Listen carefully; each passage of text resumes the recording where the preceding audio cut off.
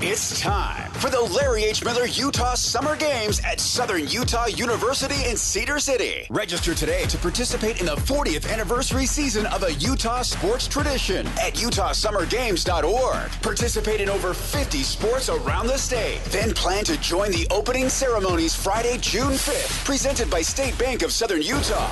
Register today to participate in the 40th anniversary season of the Larry H. Miller Utah Summer Games. Good morning, DJ and PK. It's 97.5, the KSL Sports Zone. Welcome in on a Wednesday morning. It's a game day. The pivotal Game 5 in the Stanley Cup Playoff Series. The Mammoth are in Las Vegas to play the Golden Knights tonight. It'll get underway 8 o'clock here on the Zone. Everybody's looking forward to it. They split 2 games in Las Vegas. They split 2 games in Salt Lake, and now it's back to Vegas. It's essentially a best-of-3 series. I don't think there could be more hype, more excitement, more confusion about what may or may not be about to happen. We're all going to look forward to it. Who the heck knows, right? We're going to have more on this game coming up later this morning with Ken Bolke. He covers hockey for Sin Bin Vegas. And he's going to join us coming up at 9 o'clock this morning. Another big topic for you college football fans. Wow. So Sorsby's been gambling, and when he was in Indiana, apparently he bet on Indiana football games, and now there's a decent chance that he could face a lifetime suspension, given his eligibility. A 1-year suspension is essentially a lifetime suspension from college football. And Texas Tech, the overwhelming favorite. Now what? Now who's the overwhelming favorite? Now, they've got their backup, Will Hammond, who famously played very well against the Utes last year in Salt Lake City. Came in late in the game and helped Texas Tech win that game. But he's coming off an ACL injury. It's not exactly clear when he'll be ready to go. And although he played very well against the Utes, he didn't play that well in every appearance last year. So some question marks there as far as when will he play, and how good will he be? And let's assume that he plays right away and that he's really good. There's still the question, does he stay healthy? Because then they're down essentially to their quarterback. So Texas Tech, I think if you want to draw some parallels between where the Utes were 2 or 3 years ago, when it looked like they'd be pretty good, but then he had a quarterback injury and they weren't good, that's what Texas Tech is staring down the face of. Now, maybe it'll work out for him. It could work out. The door isn't completely slammed on them.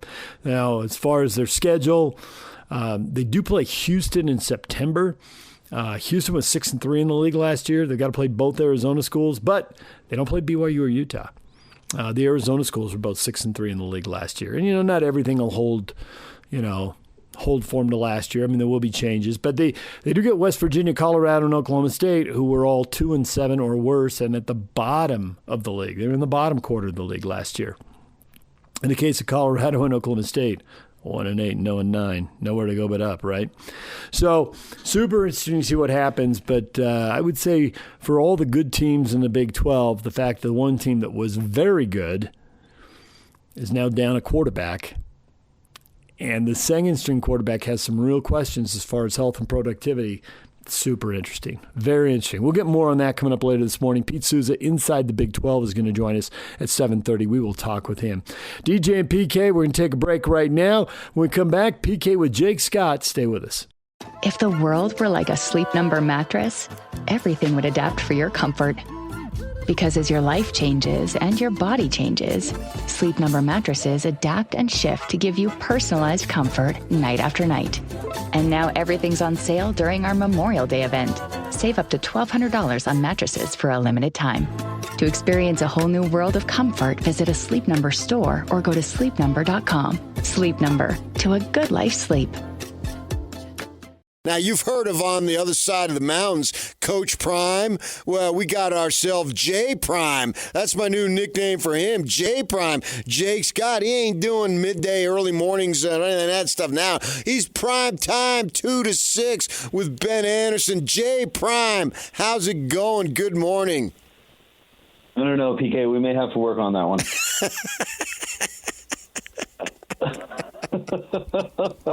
Jay Prime, you're like Jay Slow. Jay Slow had a run doing some coaching early And then he left that, went to the Jazz, and then lit it up for 22 years, became a Hall of Fame coach in addition to a fine player. You used to do some prime time in kind of a in-between days of the Zone, and now we're back on the Zone together again. And you're back doing prime, only this time not with Gordon, who's going to be joining us at 9 o'clock, by the way. Nice. And you're doing the afternoon show, PM Drive. Prime time, Jake, huh? Good for you. Well, we can't all be in the prime time in the morning slot for 20-plus years, like my guy PK. Although I didn't totally buy into the manifesto 10 years ago, and I'm still around, so that's awesome. The manifesto being what you understood that. I think you were probably listening live. What was that manifesto, and why do you reference that you're still around and that's a shocker? I was listening live, and then the next time I filled in for David James, we pulled it out and we talked about it, if you remember. But David went on a long rant about soccer, and you better get on board or you're going to be out of a job. Alex, how it's taken over sports and how baseball is dead and all that stuff. But, hey, we miss DJ. I love DJ. I can't believe it's just you. No Hatch, no DJ, just PK. All PK all the time. I love it. Yeah. I think the gang will be back together again in a day or so. We'll see how that plays out. But I'm here. I'm always here. I may not be here, but I'm always on the air. How about that? Is that good enough? Always good enough, PK. So how much you getting into this hockey, man? Game 4, that was off the charts exciting. Unfortunately for the Mammoth and all that, they did not win. But if you're looking for entertainment, you got it in spades there. Yeah, I mean, it is entertaining, and I think the Mammoth are an entertaining team. I think this community was ready for another major league sport. I think that's proving itself true with all these home games, PK, and the atmosphere everybody is just glowing about. So, kind of the cliche, oh, it's great to have playoff something back in Salt Lake City, but it's really true. And I think everybody's jumping on board because we've all kind of been waiting for something to jump on board with. And, we get used to it, PK. So many years the Jazz being consistently good, right? We have college football in the fall, and we have NBA playoffs in the spring after March Madness is over, and we've been missing that. And now throw in a little NHL playoffs, and it kind of, I think it scratches us where we itch. Think about next year, PK. Maybe we have dueling playoff runs in the spring. I mean, how cool would that be? So yeah, I thought last night was super excited. The series all tied up at 2 apiece, and it seems like it's going to be a thriller. Now you're a guy who's done shows on the plaza at the Delta Center across the street when there's NBA playoffs, and you have done it now when there's NHL, right? Because you did do it the other day. I don't know about the weather yesterday. Yeah, yesterday the rain chased us off, right. But yeah, we were out there Friday. Right. And so compare that. And I've only done basketball. I've done basketball many times doing shows on the plaza, but I haven't done hockey. You're like the one guy who can speak to this. Is my thought of talking to you this morning is how was it in terms of the atmosphere before the game, everybody hanging out and then walking into the arena as we get closer to start time? So I certainly can compare them. I think it's a little bit unfair because it was the Mammoth's first time. And I think I saw our guy Wes Ruff who was saying, I've been to Jazz playoff games and I've never seen anything like this. I don't want to, let's not forget how intense Jazz playoff games are at that building. But I'll tell you what I did notice being on the plaza, PKs, on Friday, is the time everybody showed up. Those plazas for Jazz playoff games get pretty packed. But what would you say is when it really starts getting crowded, like an hour and a half before tip, maybe 2 hours? Yeah, for sure. On Friday, PK, it was like 3.5 hours before puck drop, and that place was slammed, and they put like a beer garden kind of thing outside where, because of liquor laws, they have to rope it off and that sort of thing. And it was elbow to elbow at like 4 p.m. So, really? I mean, there was a ton of energy, and there was a ton of energy really long before the game. So, the pinnacle energy of a Jazz playoff game and a Mammoth playoff game, probably pretty similar. But I was impressed with the number of Mammoth fans that just came out to hang out hours before puck drop. That was pretty impressive. Yeah, and if the weather's good for, what would that be, Game 5, Game 6, then they can have one more home game if they don't win the series. And if they win the series, then obviously we'll be back starting it all up again. But I was just interested to see because it seems like to me, at the epicenter, which is the Delta Center, that and watching reports and all and listening to you guys last Friday, that's what it was about. I don't know that I could put it on Jazz level yet because to me, we're thinking of Jazz NBA Finals too. I mean, that was off the charts. Or remember when Derek Fisher, I know he's unpopular now, but do you remember when he landed and showed up late to the game and walked through the tunnel to play in the fourth quarter? I mean, that's as loud as I've heard that building ever. And let's not forget how raucous Jazz fans are, but the Mammoth are right there for sure. Yeah, and they're still, they're remodeling the arena for hockey, so it's still only like 12,500 or so. That'll be increased as the project increases and gets done coming up here. So there'll be even more so. And I assume you guys, if the weather is good, have the opportunity to do those more. We'll see how the Mammoth, if they have the opportunity to advance, which would be way cool. You're a guy who's basically lived most of your life in Salt Lake City, the area, right? Yes, most of my life, yes. So with that in mind, you've obviously been a sports fan like we all have been. You can speak to this in terms of the community growing up. Just go back to when you were in high school. What year did you graduate? 1999.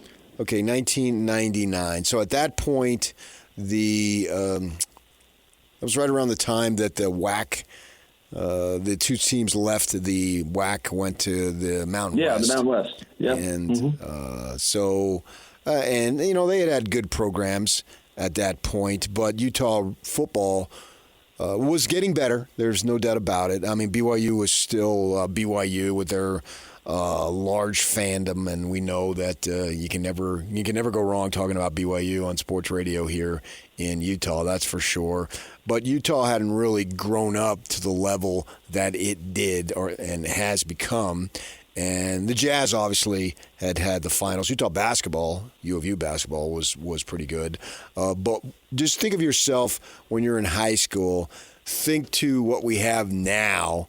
We have pretty much high-level college football. Utah State's emerging, basketball, BYU basketball. Utah, hopefully they can get back to where they were or at least get close to it.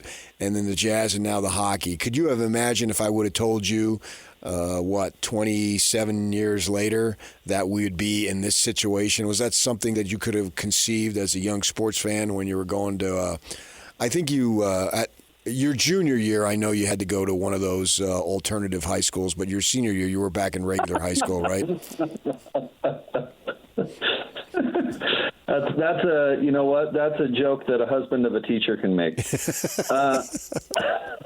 Yes, absolutely. You sounded like you make it sound like it was always a pipe dream. I mean, I've been doing sports radio for 20 years, and PK, what's the layup hot topic always been? Can this market support another major league franchise? Open lines now. Yeah, of course. BYU's been filling that stadium since the 70s. Yep. It's the second or third biggest college football stadium west of the Mississippi. The Marriott Center is huge, 20,000. They've been putting fans in there. I mean, Utah football has really grown, and the crowds jumped on, after Urban really started winning football games. But they started that sellout streak that they've kind of, tried to keep going or have kept going. When did they start that sellout streak, PK? It was back when Urban got here, right? I mean, it's been a long time. I think this community has always been super passionate about sports. I think it's super passionate about sports now. I mean, I think what's enabled it a little bit is the numbers. So many. But yeah, absolutely, I would have seen this coming or would have predicted it 100%. Unless all of a sudden, in the late 90s, you thought Salt Lake was going to stop growing. But I think what makes us different than your beloved Californians, PK, is that we actually care. Oh, that's a shot. That's a shot.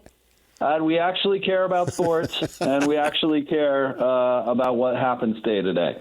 Whereas, you go to I've been to a game at Cal Berkeley. Nobody cares. Nobody cares. I've been to a game at Stanford. Nobody cares. And I've been to a game at UCLA. Nobody cares. I want to argue that, but you I think you cherry picked a little bit though. You went to where there are college institutions that don't seem to have that much passion, and don't Stanford at a time where it was winning. Cal has been kind of a middling program, and you got to go way back to where UC Los Angeles was winning. But, SC was winning, and they packed the Coliseum. And then Jake Scott joining us. You can hear him from 2 to 6 with Ben Anderson. Primetime Jake, as we call him now, that, I can speak to the professional levels. And let me tell you, there was no finer place to be, Jake Scott, than the Fabulous Forum in the 1980s. You know what I mean? Yeah, I think I've heard you talk about the 80s like this before. Come to think of it. Have you had an opinion about that team in the past? No, I was talking about the LA Kings. Listen, if you're in a city the size of LA and you can't put 17,000 people into a basketball arena, I don't know what to tell you. They could have put 17 million if it was big enough in those days. Oh, dude, it just tells you how pathetic the Clippers are and always will be. Well, you kind of got me there. So you win, and I believe it's a winner, not an iffer, that you believe that we'll just hit the stride as far as the big league community when MLB comes. 100%. Absolutely. I think, if and when, knock on wood, that happens. I think this community can be all on board. The Sunday thing was always, will they support a team on Sunday? Well, as we've grown and gotten more diverse, I mean, all those questions go out the window, in my opinion. I think as a community, we'll blow. Yeah, I think that was there. I this hockey has proved, one thing, they can sell tickets to hockey and not take a bite out of the Jazz. And that was one thing that I was interested to see is, are you taking sponsorship dollars and ticket sales and all that from Peter just to pay Paul? And I think the answer to that over the first 2 years is that is not happening. So I think there is room for Major League Baseball, and I think absolutely our community would support it. Wow, he's talking about Sunday play, then he starts referencing the Apostles. Look at Jake Scott go. Oh, Peter and Paul. I was like, wait a minute. Oh, yeah. It's getting religious here, PK. My show. Now that I don't have him to interrupt me, that freaking heathen pagan. I can talk about my faith. I'm awfully proud of it. You know what I mean? I do. I do. What will be interesting now? You said the Jazz haven't been negatively affected by the Mammoth, and it doesn't look like that's the case. We'll see how in the years to come.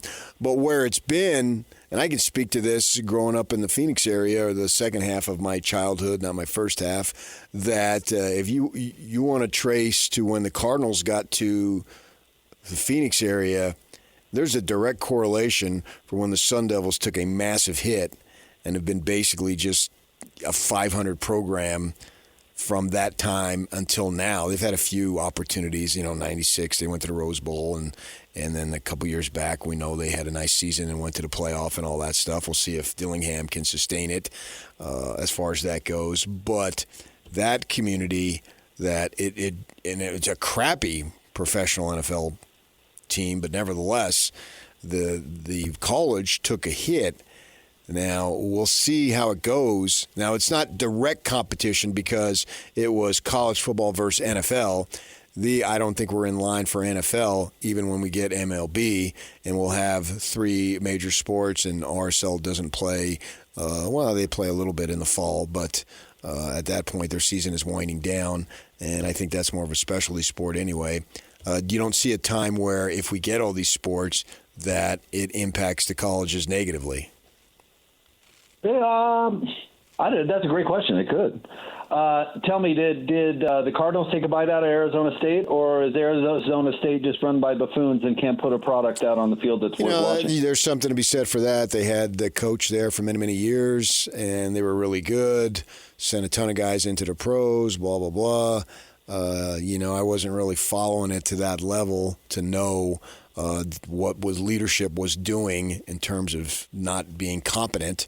But at the time, in the 60s and 70s, they were the dominant team in the WAC, and then they go to and maybe it said they went to the Pac-12. People actually think they like Utah, there was a transition period where they weren't that good in the beginning, and people think that happened with the Devils. It didn't. They actually made a smooth transition, and where they first 5 years averaged over 10 wins a season, beat SC in the first year when they were ranked number 1. It was afterward. It was like 80. It was right when the Cardinals came. I'm telling you, it was literally right when the Cardinals came. And maybe the administration and they hired the wrong coaches or what have you, and it went in the toilet. And we'll see if they've got the right people now. Certainly the arrow is pointed up after that bumbling fool Herm Edwards went on his way and left in disgrace. And maybe the area is big enough, but historically, if you in big cities, SC had it going on. But then and they had the Rams there, obviously. Then they enjoyed a period where there was no NFL. And that's when the most recent time they dominated, and we'll see if they can get it back. Lincoln Riley saying, it took us a couple of years to build this thing up. And like, oh my gosh, would you stop making excuses as to why you haven't been good? But nevertheless, that's the latest thing. We'll see if they can do it. I just wonder if we get big time here in another 5 years or so, if it'll be a negative effect on the colleges. I don't think so, but who knows? Yeah, did the Rams, when they come back, take a bite out of your beloved Trojans? I kind of think the Arizona State thing is really interesting. Is it causal? Is it coincidental? I just know that when we were doing Pac-12 Media Days, PK, every coach that come around would remark, when we first started doing it, would remark like, wow, there's 6 radio stations here or whatever it is. It's because people care here and they're super passionate about it. And, our economy, local economy is doing well. So, hopefully, business sponsorships and people can afford tickets and that sort of thing. I mean, I think, as sports in general become more expensive, the conversation about pricing the fan out should be something that is talked about more often. But as far as support and numbers and those sorts of things, I think we're very equipped to go forward in this market. Speaking of economy doing well, what are you doing with all that extra money now that you got that massive pay increase to go primetime? Heating my house with it. It's good. I just put it right into the furnace, and it gives a nice heat, hot air throughout, and a nice smell throughout the rest of the house. Well, you need hot air and a nice smell, isn't that sure? For sure. Yeah. Either the fireplace or the furnace, either one, depending on what we want to do. If we want to roast some marshmallows, I just, pitch a stack of 20s in there. And Nice. Very nice. All right, Jake, we sure appreciate you getting up, joining us this morning. We'll hear you at 2 o'clock with Ben Anderson and the new in your second week in prime time, right? Last week was the first week. This will be the second week. And then, boy, when basketball season comes, it's going to be Jake Scott on the air for like 9 hours a day. Oh, boy. Can't wait. Because you and Tim will still be doing the basketball, right? That's the idea. All right, Jake. Thanks for joining us. We'll listen to you today. Appreciate your time. Patrick, you're the best. Thanks, buddy. All right, there's Jake Scott. When we come back, Mike Folta and PK looking ahead to Game 5. That's next. If the world were like a Sleep Number mattress, everything would adapt for your comfort. Because as your life changes and your body changes, Sleep Number mattresses adapt and shift to give you personalized comfort night after night. And now everything's on sale during our Memorial Day event. Save up to $1,200 on mattresses for a limited time. To experience a whole new world of comfort, visit a Sleep Number store or go to sleepnumber.com. Sleep Number, to a good life sleep.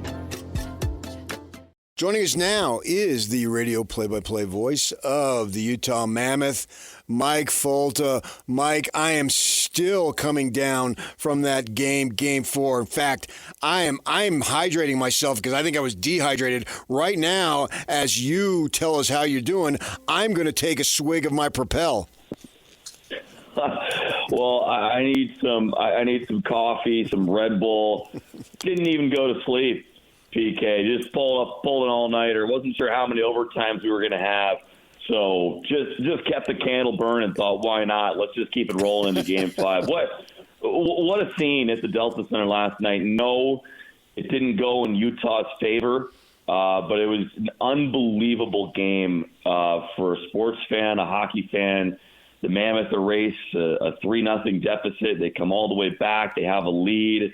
We go to overtime. There's a goal called back. There's new life in overtime, and then Vegas does score to win it. And just quite honestly, PK, some emotions I'm not sure I've felt before working in this industry in that Game 4, and certainly with Utah, with how close things were and the intensity that we reached. But it was a heck of an evening. Mammoth Nation was unbelievable, powering Utah in that comeback, and now it's a best-of-3 series heading to Vegas for Game 5. You know, obviously we are still in the infancy stage of NHL hockey in Utah, but if you're looking to sell the product, now obviously a win would have sold it better, but the next best thing, my gosh, was the game that you could possibly, I don't even know that you could dream it up. The way that started, the middle of it, and the way it ended, and even before when it ended, about halfway through the overtime, was it a goal, wasn't it? And they have the replay, and everybody's super excited there. I mean, in terms of a marketing ploy, outside of winning, which is ultimately what matters, in terms of excitement, I don't know that you could have sold anything better as a new sport here in the state of Utah. No, it was our first taste of overtime in the playoffs, and it's a Monday night. It's a Monday night, and it's 11:30 or whatever it is, and everybody's still, having a ball at the Delta Center and revving it up and at the edge of their seats. And the thing is, PK, like playoff overtime, it's unlike anything we get in the regular season, that's for sure. But it's also just, it's that do or die sudden death that you only get in the postseason in sports. And in hockey, you can battle for 60 minutes in the regular season, and then if you lose in overtime, you walk away saying, "Oh, well, at least we got a point in the standings." Yeah, right. Like not everything is lost. Whereas in the playoffs, we played 79 minutes, had guts and glory from the Utah Mammoth left and right, and the team comes away with absolutely nothing. Like it's just the emotions of that and the fear of coming away with nothing as a fan just amp up the intensity all that much more, knowing what's on the line. That was a huge game. It was a huge game. If the Mammoth could have found a way in overtime, then you're up 3-1 with a chance to win the series in Vegas in Game 5. But as it is, now all of a sudden you're tied 2-2 in the series, and you got to find a way to win at least one game on the road. And the Golden Knights are now rolling with momentum heading back to their home arena. So it was a huge swing game, and you can't replicate those emotions of playoff overtime without being in it. No, I totally agree. That game itself had enough twists and turns and ups and downs and highs and lows to last an entire series, let alone one single game. You're thinking, okay, Vegas, we fooled around, and now we're done. Now we're going to put it to these upstarts right? 3-0. You're thinking, man, and it's just the first period. Is this going to be an embarrassment here? Is it going to be such a letdown before the home crowd? And then obviously, no, not at all. And then in the span of 1 minute, less than a half a minute, right? Once it becomes 3-2, then it's on. It is just on. Yeah. It's at that point, it's anybody's game. And sure enough, they go and take the lead. But at that point, because time and score, 1 goal, but there was plenty of time for Vegas, I thought to myself, we're going OT. That Vegas is going to find a way somehow, because they're going to be the more desperate team and laying it out on the line. Somehow they're going to get something in, maybe a fluke or what have you, or a traditional boom, blast one in. I didn't know what was going to happen, but I felt at that point we were going to go to OT. What was the feeling like in the arena? At 3-2? No, at 4-3. When 4-3, when the feeling the Mammoth have the lead, but what I'm saying is there was enough time. It wasn't like there was 2-3 minutes to go. Yeah. My thought is, there's enough time. The way this game is gone now, it's just got to go OT. The hockey gods are demanding that it go OT. Yeah, I'm glad you're saying that, because I totally agree with that. And technically, this is a blown lead loss for the Mammoth. Like, they had the lead with a lot of time left in the third, and Vegas came back to tie it. But as you said, I actually texted my buddy who was listening back in the Midwest. He was like, "Let's go! We're in the lead. We're going to win this." And I'm like, "This game is not ending at 4-3. There's no way." Right. So it's not. That's what I felt. It was not your typical blown lead. Like, there was just so much time left. Right. And you're not gonna make the Golden Knights flinch. Okay, like they've been down in series before. They were down 2-1 in their first round series last year and came back to win that series in Minnesota in 6 games. They won 3 in a row to advance to the next round. So they think they can do that again this year. But they've come back in games all year. They've been one of the best comeback teams throughout the season. So you're not going to get Vegas to flinch when there's a surge or when the building's on fire. But talking about feeling things we haven't felt before, when Michael Carcone tied the game at 3, and when Clayton Keller gave Utah the lead at 4, like those were 2 feelings that we hadn't got before in a Mammoth game at the Delta Center. And so those were incredible feelings that despite the loss, like, we'll get to hang on to for a little bit here. I do agree, though, and I think that I don't think anybody in the arena was like, okay, 4-3, let's kick back and just defend the house, play prevent defense, and hold on to this lead. Right. There was no way that game was going to end at 4-3 one way or the other. That's the way I felt, yeah. For sure. And I thought that. I watch the games at home because I got to get up so early in the morning that when the game ends, I need to get to bed as soon as I can, obviously, with that being that situation. As far as now momentum, I realized that it was whoever was going to win, it was going to be dramatic. And certainly 3-1 is a lot better than 2-2. But I think it's even. Just watching the complexion of the series, the Mammoth have got to have all sorts of confidence. They've already won in Vegas. It's not like it was a fluke. You could argue they could have won, should have won Game 1. They win Game 2, obviously. And, they win Game 3, could have won Game 4. It's anybody's game, flip of a coin. It goes down, as you said, 79 minutes, what have you. That with that in mind, in my mind, I don't give an advantage to anybody, even though the Game 5 is going back to Vegas. How do you see it? I think it's kind of a choose your own narrative type of series, because for Vegas, they're sitting over there saying, we've carried the play the last 2 games, and we think we deserve to win Game 3, but the Mammoth won. We came out and we carried the play in Game 4, and we got rewarded with a victory. Now we're headed home, and we've done it before. We've come back in series a whole bunch. We're going to do it again. We're headed back to home ice. Like, we got them right where we want them right now. That's what Vegas is saying, because the series is tied 2-2, but I don't think you can look at all 4 games and say that the Golden Knights have not controlled play for a majority of the series. I think Utah was the better team in Game 2. That's the only game so far where the Mammoths have dictated terms for a majority of the game. Now, Utah deserves credit. It's not a fluke that the series is tied at 2 apiece, but you look at scoring chances created, you look at the quality of scoring chances created, and Vegas has done more than the Mammoths have in that department. Now, if you're on the Utah side and you're choosing your own narrative, you can look at Game 4 and say, look, we were pretty happy to just get to overtime in that game or even have a shot in the third period. We were down 3-0 to a really good team, 26 minutes into the game? I mean, it could have gone off the rails. Right, you could have got smoked. Exactly. And the Mammoths gave up the third goal. It's 3-0. Logan Cooley takes a terrible penalty, and all of a sudden Vegas is on the power play, up 3 Cobb, and I'm getting ready to pull out my joke book. I'm like, we're going to have to find a way to entertain the fans on the radio because the game itself is not going well.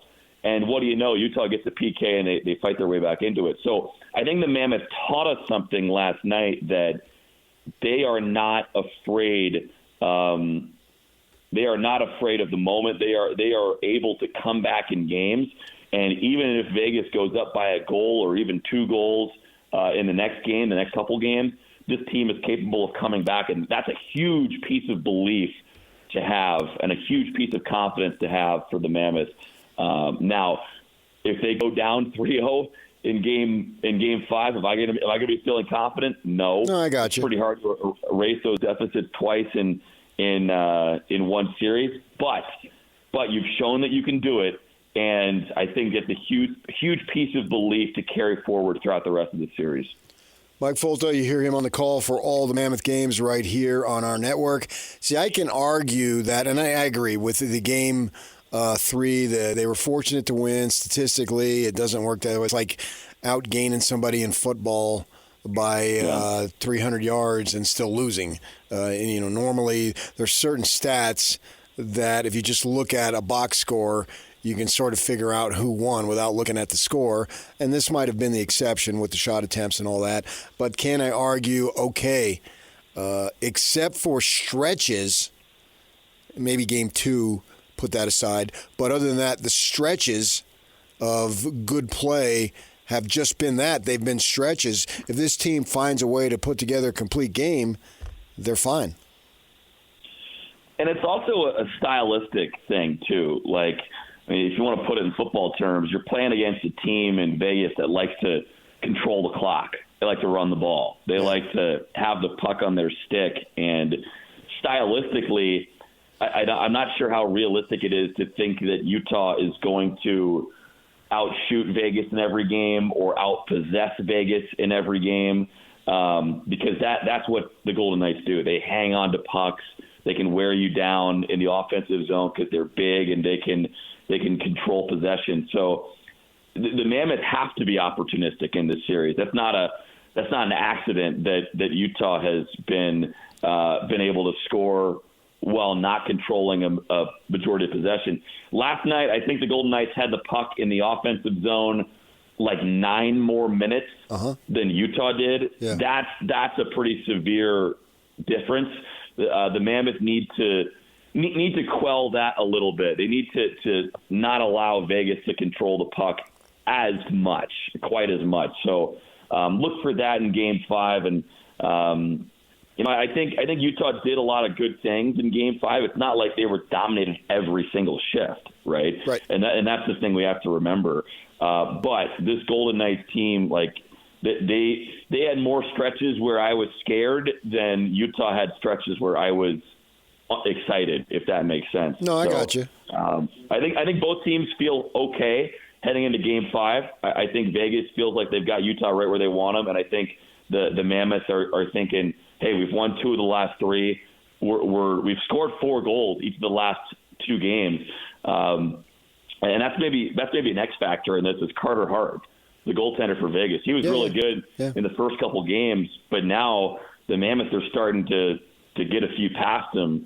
Will he lay an egg? Will he steal a game? Like, which way is his play going to swing? What did you see them doing in that stretch where they rally down 3 that they can continue to do? What is sustainable, I guess? Well, they got some goals. They got a gritty goal to start things out. Nick Schmaltz. They scored a couple goals off the rush as well. That was the Clayton Keller goal to give them the lead. Yeah. But they moved the puck quickly, and we talk about the Mammoth team speed, and most of the time when we mean that, we mean skating speed, which is true. The Mammoth, just in terms of a skating perspective, are one of the fastest teams in the NHL. Right. But team speed also means the speed with which you move the puck. The puck is going to move faster than a player ever could. And so how quickly can you move the puck and make decisions? Is it on and off your stick, or are you holding on to it, trying to make that next read? The Mammoth, when they're using that quick decision-making, they might be the fastest team in the league when you combine their speed with their decision-making. And I thought the decision-making was very quick and authoritative when Utah was coming back in the game. And you look at, I'm trying to think back, you look at all 4 goals that were scored, and there were quick passes and quick movements by the players. You also had a few guys going to the net, too, like Schmaltz and Keller driving the net on the first goal. The second goal from Ian Cole was a slap shot from the blue line, but you had Alexander Kerfoot in front of the net with a bit of a screen. Carcone, the third goal, there was more traffic in front, and he was able to fire a one-timer. Good to see him get going, by the way, because he had been quiet in the series. Yeah. He fired a one-timer through a little bit of traffic, and it got past Carter Hart. And then the fourth goal, Keller just feeds one towards the middle, and Sergachev's crashing the net, and so there's chaos. Vegas is on all sorts of disarray, and it bounces in off one of their defensemen. Going towards the net and quick puck decisions, those are 2 of the things that I saw in those 4 goals. One of the things that I like after a tough loss, or even if it would have been a great win, but more especially after a tough loss, is you get right back at it. We don't have to have a 3 or 4 day layoff, man. Let's get this thing going, get back on the ice, and away we go. Yeah, I totally agree. And playing every other day now. We're done with the 2-day breaks, which kind of throws you for a bit of a loop. But now we're playing every other day, and I would guarantee you the players have the same sentiment as you, PK. Like, just get us back out there. A day in between is enough time for everybody to get rest. Yeah. I mean, you had some guys play 30 minutes out there, which is nuts. I think Mikhail Sergachev played 30 minutes. You have enough time to get a break, but enough time where that hunger is still carrying over into Game 5. So obviously a massive game Wednesday, 8 o'clock Mountain Time coming up down at the Fortress, T-Mobile Arena. The Mammoth have already won there once in this series. They're going to have to win there again. You got to find a way to win 2 of the next 3. The way I see it, PK, you cannot have an exciting Game 7, and you cannot have a potential game-clinching scenario in Salt Lake City for Game 6 if the Mammoth win in 5. So we have everything right where we want it. That would be awesome, man. I mean, I've always felt that, as I've watched playoff sports for years and years, that it's so much better if the clincher is played in the home stadium, the home arena, whatever it might be, and the fans are going berserk. As a sports fan, that just adds to it. It's not quite the same. You'll take it, obviously, but it's not quite the same winning the clincher on the road. So have that opportunity if they win tomorrow, and then come back on a weekend and wow. Oh yeah. This town, it'll be reminiscent of the Jazz, and we've seen some of that. I can see you guys weren't here obviously, and it's been a while since they've been in the playoff, but this town really just comes alive when there's an opportunity to have a closeout, and to do it at home, to do it in Salt Lake is just awesome.